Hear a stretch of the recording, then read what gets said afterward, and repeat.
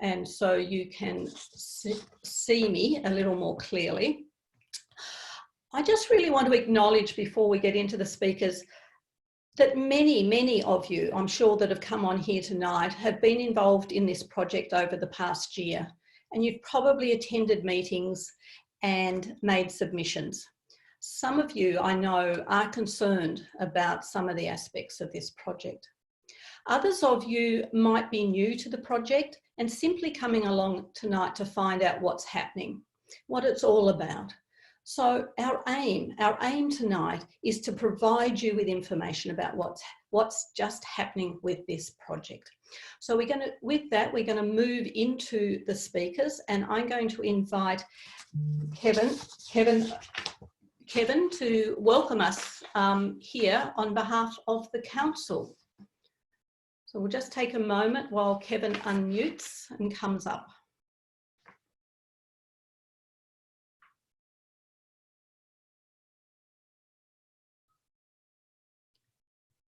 Kevin, I know Kevin's on here somewhere. Sorry, Kimber, I've just unmuted. Can everyone hear me? Yep, loud and clear. Thanks, Kevin. First of all, I just wanted to read out the Acknowledgement of Country statement. We acknowledge the 5 traditional owners group of this land, the Watchabaluk, Wagaya, Jabbergulk, Jabwa and Jabberjali people. We recognise the important and ongoing place that all Indigenous people hold in our community. We pay our respects to the elders, both past and present, and commit to working together in the spirit of mutual understanding and respect for the benefit of the broader community and future generations. And welcome to everyone tonight, coming along tonight. It's fantastic to see such numbers attending this webinar. Just to provide some context, the council adopted the City to River Master Plan at the end of last year. And since that particular point in time, we have been working through looking at how we're going to roll out the various sub-precincts for the components, as we call them, of the master plan. The first sub-precinct is the Riverfront Activation. So we've worked along now to identify who the key, or those who need to be involved in this from as part of establishing the community reference group, not just stakeholders in that particular sub-precinct, but also going through a process of recruiting community members, which we'll hear a bit more about later on. So we've committed resources to roll out this first sub-precinct planning. Also being mindful that we have got some funding available to deliver on this stage 1, both through the federal government and also council's contribution. So we've got, it gives us a very good start to look at the first sub-precinct, but we're very mindful also that we want to make sure we achieve a very good outcome around our planning for sub-precinct 1. So we're excited that we've been able to progress that sub-precinct planning, particularly in the context of COVID-19, and very respectfully engage with the reference group who are keen to continue to advance the planning. And we certainly appreciate the attendances tonight and interest in the project, and the fact that we've been able to have broader information provided to the community in the current environment. So we really appreciate that. So that's just a bit of a snapshot. I head up the Communities in Place team. I sit on the executive of council. I've got the overall responsibility within my directorate of this particular project, and I've got a number of staff working with me on the project as well, and we're really looking forward to what this project and the various other sub-precincts as we develop them over time will deliver for Horsham. Okay, thanks Kevin for that introduction. Just a reminder to people, if you want to turn your videos on, please feel welcome to have your videos on. I notice some have them off. It's totally up to you. And if you've got questions, I know questions will start to arise as you hear more speakers. Please put your questions into the chat room. I'm now going to introduce Carolyn Hamdorf. She's the Manager for Arts, Culture and Recreation, and she's going to give us some context for the project. So thanks, Carolyn. Just wait while Carolyn unmutes. You're having trouble unmuting. Keith, you might need to help. See if you can unmute Carolyn. She's nodding to say she's having problems. Yep, there we go. Great, thank you. Hello everyone, it's really terrific to see you all here, and hello to the Community Reference Group members who I can see across the screen. I recognise quite a few names of people who have registered for tonight's session. Kevin's given a little bit of context. I just wanted to give you a little bit further detail, particularly around the engagement component of the project going forward. And Sue Newell will also speak more about the technical aspects of the project, and then happy to answer any questions that people might have. Kevin mentioned before that the Riverfront Precinct is the first stage of the master plan that was endorsed by Council late last year with some amendments. I just want to recognise that the master plan process has been, challenging, and it's prompted lots of debate and lots of discussion. There's been plenty of commentary and feedback, and there's been some excellent ideas that have been generated from the community. So through that master planning process, there were some 700 plus formal submissions made, and quite a lot of direct engagement with community users of the space of the whole basically of the council master plan proposition.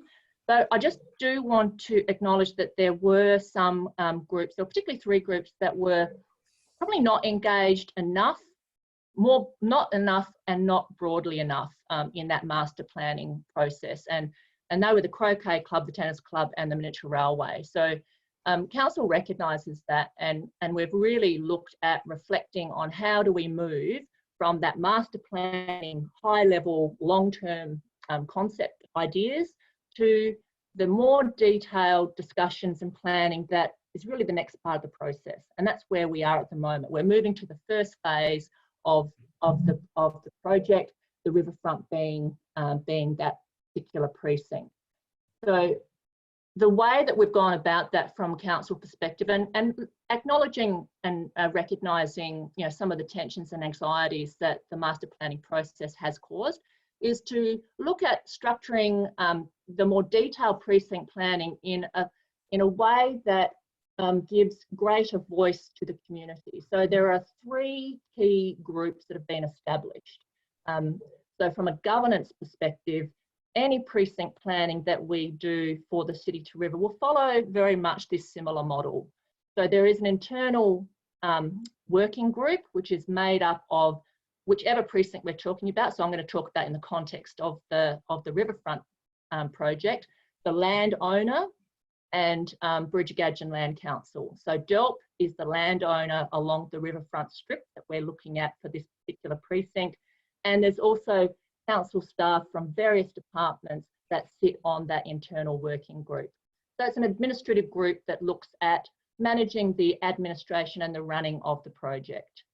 In addition to the internal working group with Budgetary Land Council and DELP on that group, there are 2 other groups that are responsible for components of the project.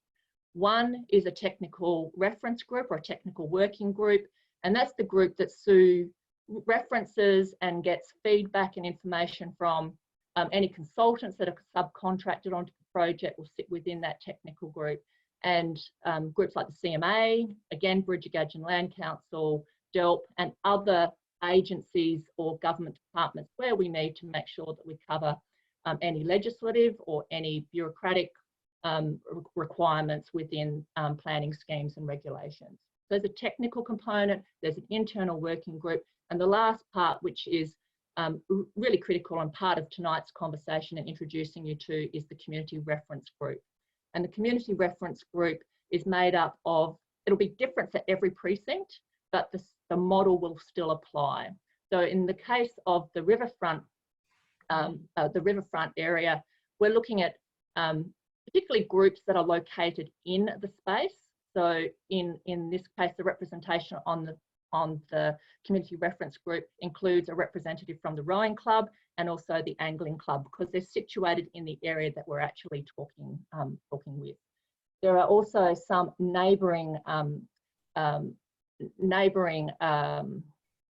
representation, so caravan parks represented, and also there are 3 community reps on the community reference group, and they were put through, that people put forward an expression of interest to be part of the community reference group as a community rep, and we have 3 members, and they'll introduce themselves tonight.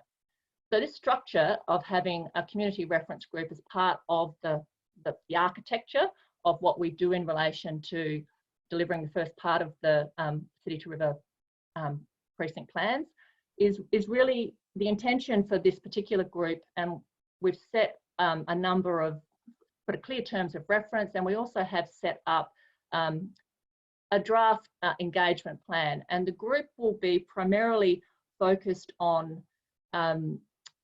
looking at ways to, there's actually a statement that the group are actually working towards, which is how do we as a group and how do we as part of a project group really make the Wimmera Riverfront an even more inviting place for everyone now and for generations to come.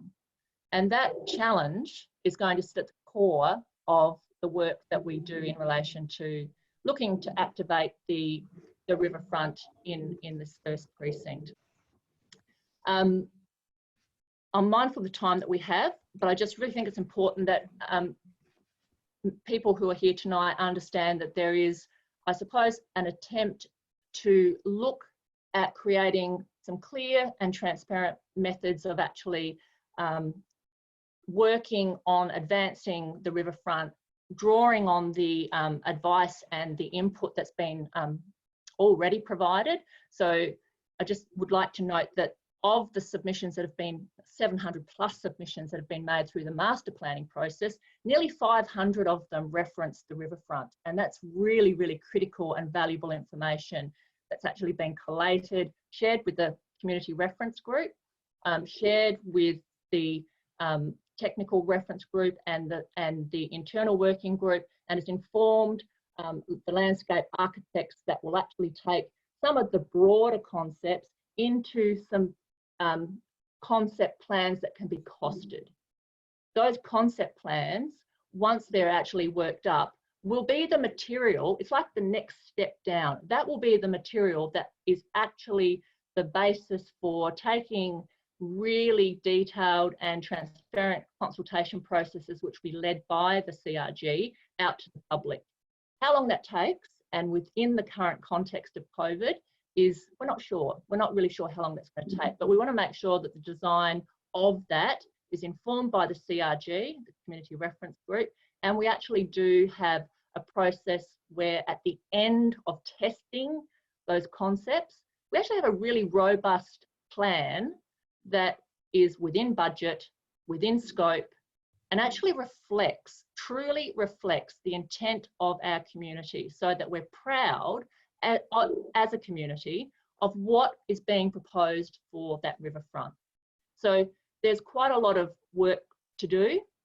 The CRG has a primary role in guiding, directing and designing the community engagement commitment that we have for the first precinct, for the riverfront precinct, and we're very committed to making sure that this works going forward. Okay, thank you, Carolyn. We'll just take a moment in case people want to put a question into the chat line. And while we set up the community reference group, because the next thing we're going to do is we're going to introduce you to members of the community reference group, and we'll be needing to open their microphones as we go through this process.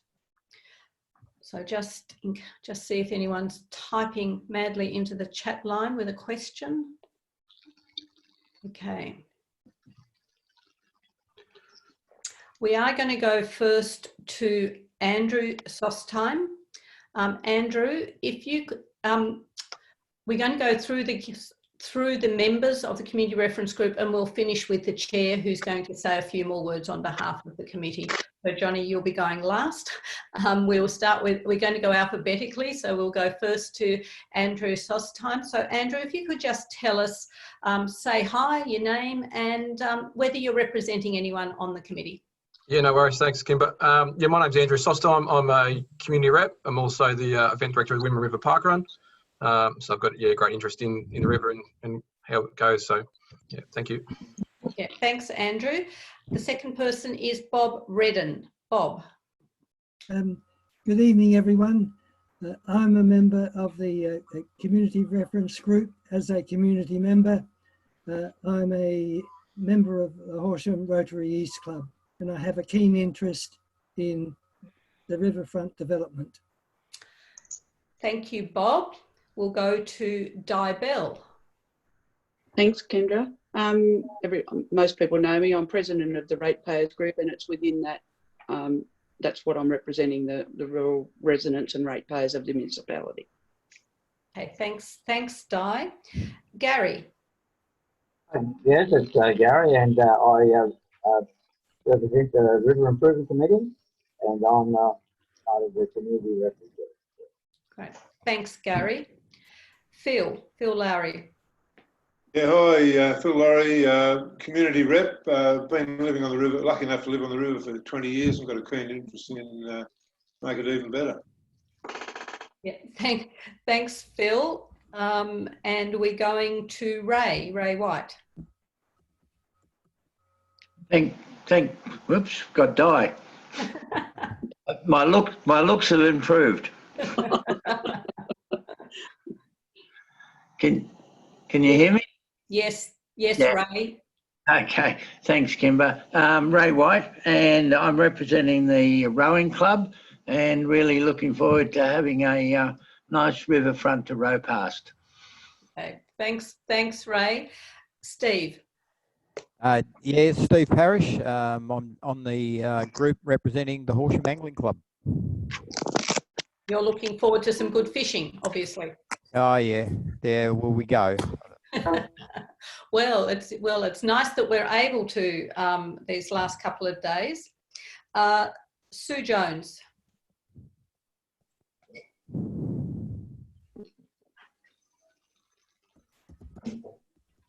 Looking for Sue. Muted. Keith's just unmuting. We just need to take this slowly sometimes. Susan.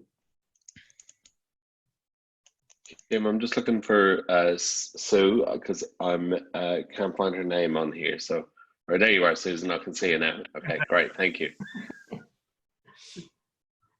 So you want to say hi, Sue? Hi, my name is Susan Jones, and I'm here at the Horsham Riverside Caravan Park. So really looking forward to all the things that are going to happen. Great, thanks, Sue. Zach. Thanks, Kimbra. Good evening, everyone. My name's Zach Curry, and I sit on the CRG as a representative of the Horsham Youth Council. Thank you. Great, thanks, Zach. We only have one person missing tonight, and that's Michael Stewart. He apologised he couldn't get here tonight. He's representing the Land Council on the CRG. And that leaves us to be introduced to Johnny Gorton, who is the chair of the CRG. So welcome, Johnny. Thanks, Kimbra. Evening, everyone. My name's Johnny Gorton.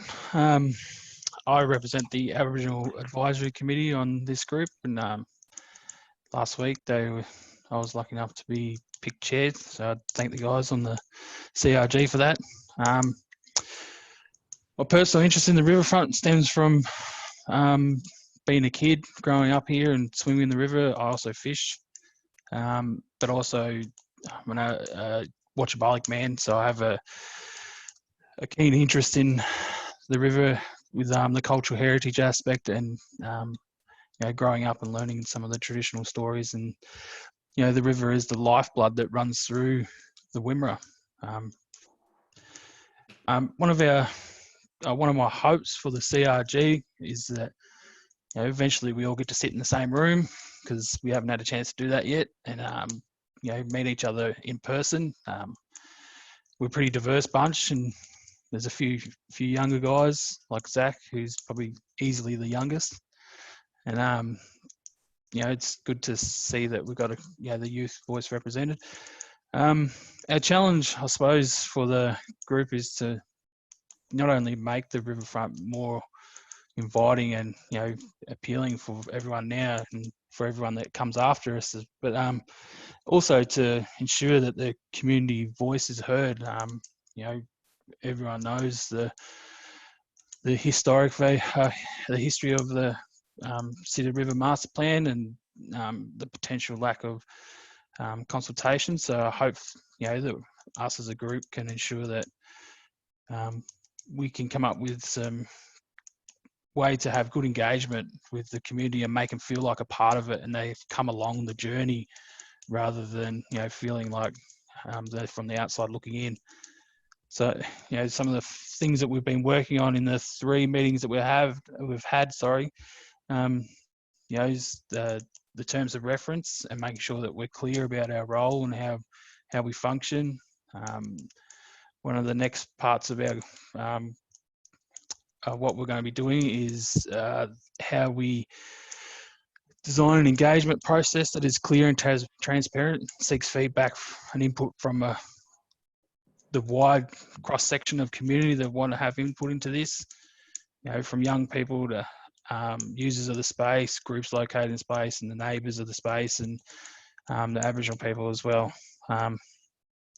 Yeah, I hope we consider we plan to consider the best way, timing, and methods to do genuine engagement within the current COVID context. So it may mean that it'll take a little bit longer to do some of this work, but that's probably not a bad thing either, because then we can, you know, get a little bit more time to have some feedback from community as well. And I think the last thing I'll leave with is hopefully we can, you know, we know we're not going to please everyone with the space, and I've been saying that quite a lot because, you know, there's such a diverse group of people within Horsham now that I hope that we can do some justice to the consultation that's fed back over the journey that we are as a committee, and hopefully we can come up with a plan that people will be happy and satisfied with. Thank you. Okay, thank you. Thank you, Johnny. That's a nice outline of what the CRG is doing. So thank you for talking on behalf of the group. I'm now going to go to Sue Newell. She's the project manager for this precinct project, and she's going to tell us a bit more about the scope of the project, what the boundaries are, what's in, what's out. I can see Sue, and we'll just wait. Thank you, Kimbra. I think firstly what I'd like to do is share my screen, which is going to give you a bit of an outline of exactly what we talk about when we talk about stage 1 of the precinct, of the Wimmera River Precincts project. Can everyone see that now? Yes, it's come up now. Thanks, Sue. Okay, so I wanted to share this because I wanted to give people a sense of exactly what we're talking about when we talk about stage 1. Now, stage 1, it runs from roughly the rowing club, sort of follows the line along, as you'll see on there's a rough outline there of a shaded area, right through until just into the showgrounds where the new fence is that we've just sort of constructed there. So it runs right along that closely along that river's edge. And I think it's important that people just understand when we talk about the master plan, and now we're talking about stage 1 of the master plan. So we're not talking about the whole master plan. It's just the first stage, and this is actually an overview of that first stage. So I just wanted to see, you'll see there's numbers there 1 through to 5. If I just quickly show you section 1, which is up near the rowing club, and it just follows along. I'll keep scanning through as I'm talking. Section 2, up near the caravan park, coming through. It doesn't actually include the sound shell. It does include the angling club. But yeah, it doesn't encroach sort of into the miniature railway really. It's just sort of cuts off there. That's more stage 2. The section along following the track and then just over the river, as I said, it just goes to that newly constructed fence. So I suppose just to give you, I'm just going to scan back up to the main one so we can just look at that. So in looking at that first precinct, Kevin has obviously, I work closely with Kevin and Carolyn, and they have touched on the Riverfront precinct and exactly what that entails. And now we've set up the reference group that actually have those key stakeholders in it, along with the community as well. But there is linkages. So whilst we understand that these are the key people involved in stage 1, there is others that would be impacted. So we're not excluding those, but those linkages at the moment, whilst we acknowledge them, we are absolutely focused on stage 1. So in order to get us to this point, we've done the features and levels survey. So Ferguson Perry carried that out a month or 2 ago. We've also done the geotech report. Lee Davies carried that out, a local contractor. We've also done a public tender to get a concept designer and consultant on board, which Track Consulting are now working with us to come up with that concept design. So the feedback out of the community reference group and then the feedback we received from the master plan, and I think Carolyn talked a little bit about how much the riverfront was featured in that. So though all of that feedback, as well as one-on-one meetings that we've had with the rowing club, angling club, and also the Horsham Miniature Railway, have helped informed and shape some of those, hopefully, when we get our first concept plan back. We've also out to tender at the moment, actually, to get quotes, is the Cultural Heritage and Management Plan, which will form an important part as well of what we're doing here. That actually does look a lot, as you would imagine, there's a lot of history in the actual site we're talking about. So that sort of goes into that detail of looking exactly you know, what the restraints are, I guess, of some of that site, which we understand some of them, but it'll be great to get it in more detail.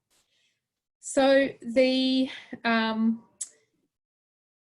constraints, I guess, that I just wanted to touch on, and briefly Carolyn did as well, is there is some planning and zoning issues around this particular part of the precinct. There's also some budgetary restraints. We do have some funding at the moment, however, you know, we can only do so much in that additional funding. I think we can all recognise that our grand plan will come in a lot higher than our budget, and it'll be then up to the community and the reference group and broader community as well to actually decide maybe what are some of those priority things that they said they wanted, and maybe we do some of those things first.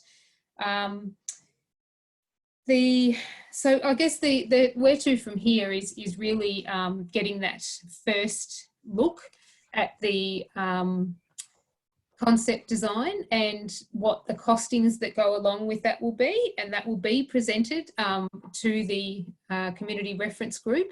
And out of that, we're hoping to get a little bit more detail and a way forward. So if I stop sharing my screen now, Kimbra. Okay, and you're finished? Yes, I am. Thank you. Okay, thank you, Sue. We're going to go. That's the end of the presentation. So it's over to you for your questions, and we'll move through those questions. So I'm going to invite Jane, who's working with us, to tell us what, to start us off on what questions we might need to be answering. Sure, Kim. We've got 3 questions so far. The first one is from David McDonald, and he's asked what council contribution will be made given that 1.65 million has already been given by state government, and how long will it take to pay that money back? Right, okay, that sounds to me like that's a question for Kevin. Yes, it was for Kevin. Thanks, Kimbra. So we have at this stage, so $1.65 million from the Commonwealth Government. There's $850,000 contribution from council, so that's funding towards the project, that ratepayer funding towards the project. We've also applied for funding to the state government, but at this stage we hopefully we'll be able to hear from them shortly around that, whether we're successful with that funding.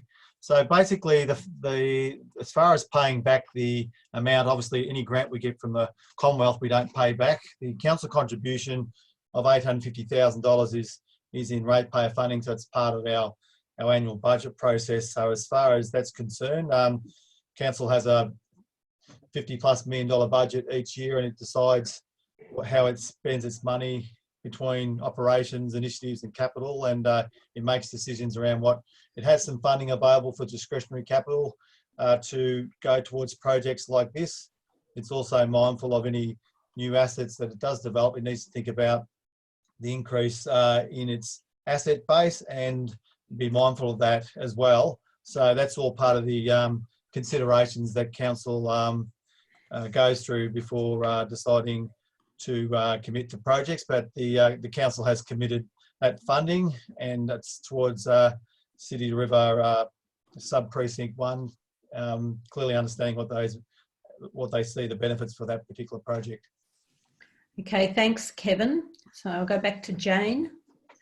Yeah, we've got a question just come through from Bob. And he said, can we receive from the technical reference group a report on the location of historic rubbish pits along the river so that we can plan suitable locations for a cafe to meet popular demand? And that's a question that's being posed to Sue. So Jane, can I just be clear about that? Is that the location of historic tips? He said historic rubbish pits. I don't know, Bob, if you want to clarify. Yep, yes, that's fine. That's absolutely right.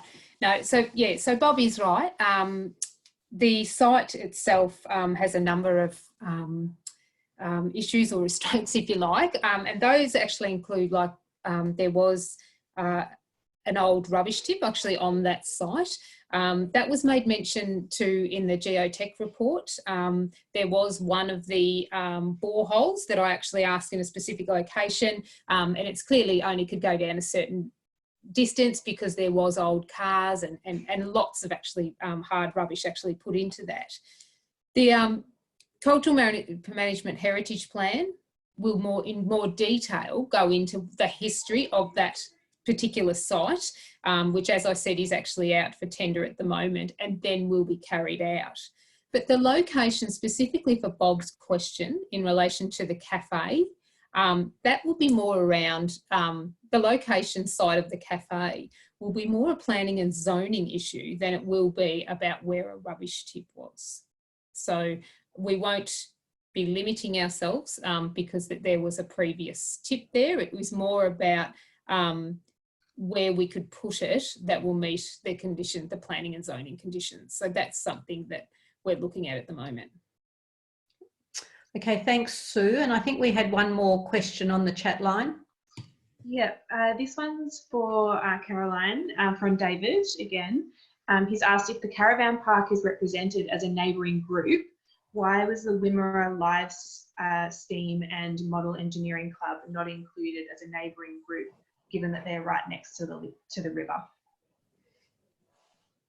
Thanks, David. Look, there was some initial stakeholder mapping undertaken before the CRG was formed, and it is definitely there's, as Sue mentioned, there's lots of interplay. You know, we're talking about a very defined space, and the model, the Wimmera Live Steam and Model Engineering Club are definitely on that border. They will definitely be involved as a located stakeholder in stage 2 and on the project control, project community reference group. I suppose the difference between the live steam, and I think there has been some initial consultation carried through with both Susan and Mandy and your group. And that's not just one meeting, there'll be various meetings throughout the process. But your club will certainly be included in that stage 2 CRG And the caravan park is included because their exit entry points actually are impacted by that particular area that we're talking about. So they most likely won't be in stage 2. So that ensuring that we have, there is flexibility obviously in how we manage each stage, and we want to make sure that those entities that are located within each site are represented as best we can. Thanks, Carolyn. I think that might be the end of the questions. Is it, Jane, from the chat line? Yep, that's it for now, Kim. Right. So I just want to take a moment to see if anyone has any other questions. You can do that by waving at me. It will take me a moment in that you're spread across 3 screens for me, and some of you have your videos off, and so I won't see you waving if your video's off. But if someone just wants to ask another question before we close this meeting, just wave at me and one of us will pick you up. So I think we've got Bob Redden. Bob, yeah, just give me a second, Bob. And Kim, there's a hands up function, virtual hands up. If you can see that on the bottom of your screens, if people have a question, if they put up that, I'll come to them too. Oh, right. I was wondering about that, Keith, as I couldn't see it on my screen. Oh, okay. Yeah. The participant should have. Bob's on now. Bob. Thank you. I'd like to know the purpose of the log house structure on the riverfront between the rowing and the angling clubs. It seems to be unmarked and not in any particular use at all. I missed what building you're talking about, Bob. Okay, it's a kind of constructed like a log house. Log house. That's what I call it. And it's really between the rowing club and the car park leading to the angling club. Okay, thanks, Bob. Sue, are you the best person to answer that? Yeah, look, I'm happy to jump in there. To be honest, Bob, at the moment, and with the community reference group, it hasn't actually been earmarked for anything. It's a storage at the moment for council, as you may know, and at the moment it's not been really earmarked for anything. It's up for discussion. It's a building, obviously needs a lot of work. It's not even watertight, I don't think, but yeah, there's no plan for that at the minute. I think Ray White might have some extra information about that log cabin. Yeah, just give me a second, Ray, and I'll be with you. Okay. Yeah, that building at the moment is empty. It, up until some months ago, had a lot of storage in it and old canoe boats and things. The biggest problem with it, it is totally infested with possums. And well, and when you go inside it, it is unbearable. It would need a tremendous amount of work to make it habitable at the moment, but it certainly hasn't any use at the moment. Okay, thanks, Ray. Jane, I'm just going to Jane because I think there might be more questions in the chat line, Jane. We've got one from Jill. She's just asking about what the costings are for stage 1. I think that might be for Kevin. Is that right? I'm not quite sure. So, Jill, do you want to ask that? Can we unmute Jill? Yep, done. Jill, so can you tell us more about your question?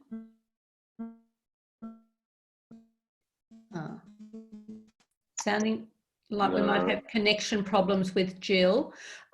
So the question was, what do we know about the costing? So I think Sue is actually, is it Sue? I can talk to that. So with council's additional funding, as Kevin mentioned before, and with the federal funding that we've received, council has actually budgeted for the actual infrastructure part of the project about $2.5 million to carry out some works. So in terms of the costings for stage 1, I think I've highlighted this to the community reference group and obviously to Kevin and Carolyn. The amount of work that we are talking about is well exceeding the budget. Now, that's where it will be the community reference group and also the community to decide what they believe are the key things and maybe how we stage, even stage one, what we do in that stage. And presumably information about costings will come as you move through the design process and you know what different elements will cost? That is actually correct. So as part of the getting the concept design, we will actually have a quantity surveyor give some costings. And I believe that's very important for the community reference group to understand exactly how much things will cost in order to make some informed decisions. Yep. Okay, thanks, Sue. Jane's got another question from Alistair. Yes, Alistair asks, does the discussion that we've just had about the cafe mean that that has been decided, that piece? And what else has been decided or what has not? I'm happy to answer that if you like. So in terms of the cafe and has it been decided, one of the biggest pieces of feedback that we received out of the master plan was that we would have a cafe. Now, cafe site is actually what we need to decide for stage one. We probably won't be able to afford it. In fact, we won't, but we will be able to set out a site that we believe that the cafe would go on. So in terms of, is there an actual site? No, but we'd like to actually decide exactly where it might go, should we ever get funding in the future to actually carry it out and build it. In order, the next part of that question was what else has been decided and what has not. The community reference group are working through that, and that will actually be on the concept plan, which we don't have yet, which that will then, they can then make some decisions out of that. So can I just add to that as well? And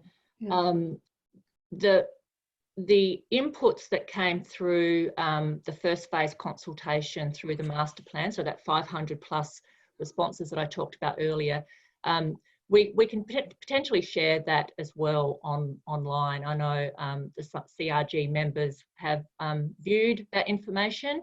It's been mapped as well, just referencing where on the first precinct there's comments made. Quite dense, quite a lot of information that's been collated and pulled together. That's actually informed the landscape architects. So there's no issue around sharing that information so that people can see the depth and level and ideas that have been put forward. And those concepts, as mentioned earlier, I mean, the CRG are going to be quite committed to ensuring that those ideas are road tested with the user groups, with the located groups within that precinct, with the broader community, with groups that don't often have opportunity to feedback. So those ideas and concepts will be road tested, and that's what's going to drive the final plan. So the question of what's in and what's out, it will be driven by what feedback has already been received. So that's the starting point. So we're kind of partway through the journey, where we're going to put together some of those kind of costed themes and ideas. The CRG will actually design the engagement process to ensure that the community see what those concepts are, see the costings, guide and direct what those options are. Then a final design will be drawn from that. So that's the general lay of how the project will roll for this particular precinct. Okay, thanks, Carolyn. We've got a question from Di, and then we'll be going to another one from the chat. So Di? Yes, I just wanted to know, with the cafe, and we haven't discussed this at the reference group, but I'm just, as a person that's involved in business in town, just wondering why we would be looking at the community building what would be a commercial enterprise. I'm just thought that might be interesting for the community to have the answer to that as well. Yeah, so that might be a question for Kevin about, would we be, council be putting money into what's a commercial enterprise? I think, yeah, so part of the consideration about the cafe opportunity was to look at private funding in that particular entity. So there's a couple of different models. Obviously, you can actually build it and then lease it out. That's probably more of a high risk model for council, or else you can get some private investment. One of the issues is the land tenure as well. So whether that can be achievable. Obviously, if we put the investment in, we'd need to get someone to run the cafe, and then, as I said, there's risks around that. So there's a couple of different ways of looking at it, but at this stage, that hasn't been resolved because ideally we'd want private investment, but it's just how we can do that along the riverfront, considering that it's Crown land. And I know in the case of Mildura, they developed it at the rowing facility there, and it was basically their particular building, and they built the cafe as part of that, and then they leased it out. So there are some, we haven't really confirmed what that model looks like. I suppose we're just opening up those discussions at the moment as part of our stage 1 planning, but it certainly hasn't been resolved on. So something still to be discussed. Jane, I think we had another question. Yes, Lee's asking, would Adventure Island be thought about during the stage 1 process, as it's on the boundary? I'm not sure who that's directed to. Yes, I don't know if that's Sue or Carolyn. I can speak to that. Or Kevin, we'll go to Kevin. Yeah, so there has been some master planning done for Adventure Island, and it's obviously right on the adjacent to this precinct work. So we're mindful of the ideas of what Adventure Island looks like, especially sort of in the further to the west, beyond the pump track, and further developing that area. We're also mindful of some of the constraints of Adventure Island around car parking.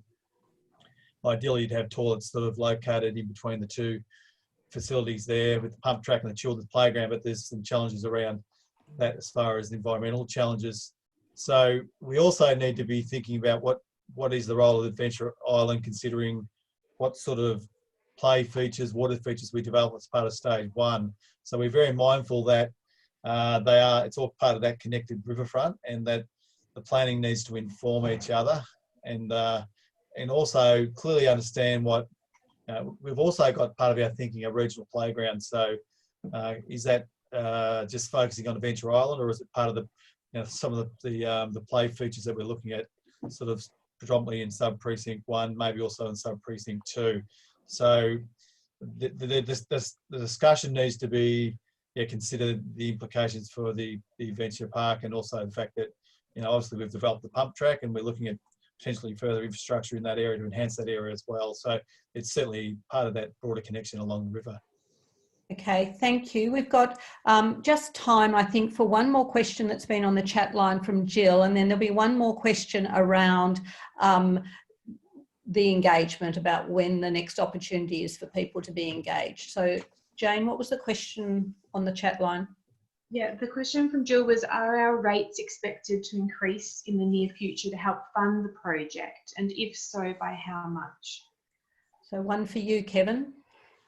So council's in a rate capped environment. So each year the state government determines how much our rating increases, and then obviously it's determined on how that's split up amongst the various sectors. So basically the rate capping is, we're in a rate capped environment. So that limits it in the sense of how much, obviously how much we increase our rating, but also obviously we need to be very have a very thorough look at our finances, how we best manage those finances to deliver across all our particular responsibilities. Okay, thanks, Kevin.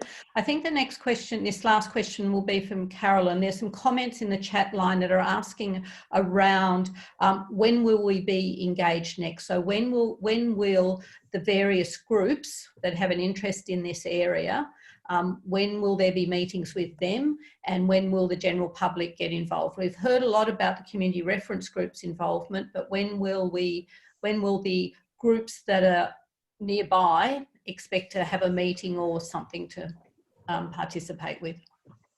Some of the neighbouring groups and located groups have had some initial consultation that has started the process, but the CRG, we have talked a lot about the CRG, and we've introduced the CRG tonight.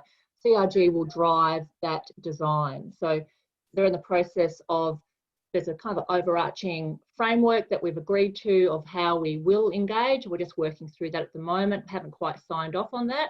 And the next stage is to really look at the detail, the who, what, when, wheres and whys of the engagement. And that will be shaped up and worked up by the CRG members and the representatives in that group. So again, I think it was mentioned by Johnny, we're in a particularly unusual place from a community perspective, being not able to meet face to face.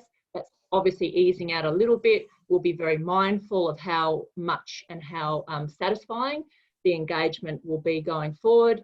And again, as Johnny intimated, that if that's longer, if that needs to be longer because of some of the restrictions, the social distancing restrictions or the social gathering restrictions have a bearing, that will just mean that we need to push it back longer. Yeah. And the So commitment is to be transparent and clear in that. Yeah, so basically what I'm hearing is that the community reference group is just finalising how the community will be engaged, and as soon as that's been done, you will make that public to people. Yeah. Okay, it's a minute to go, and so we need to be getting towards wrapping this up. We might have just had one or two questions we haven't got to. We will, council will put together a list of answers to any questions that we haven't got to tonight and make those available to you next week on the council website. We will leave the chat line open for a few minutes. So if you are if you've got any questions that you just thought, oh, I really wanted to ask, please put them in the chat line. We'll get them answered by the council, and council will provide that to you by mid next week. This has been recorded, so please encourage anyone who wasn't here tonight that might like to know more about the project. They will be able to find this recording on the council website, probably tomorrow on Friday, but very definitely by Monday. So we just want to go to a final thanks from Johnny, who is the chair of the CRG, to do a final thanks for people tonight. So over to you, Johnny.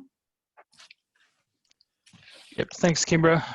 Thanks to everyone for attending. I hope we've answered some of the questions that people might have had at the forefront of their minds, and if you do have any, make sure you submit them into the group chat, and the guys from council will get back to you as soon as you can. Thanks everyone for attending.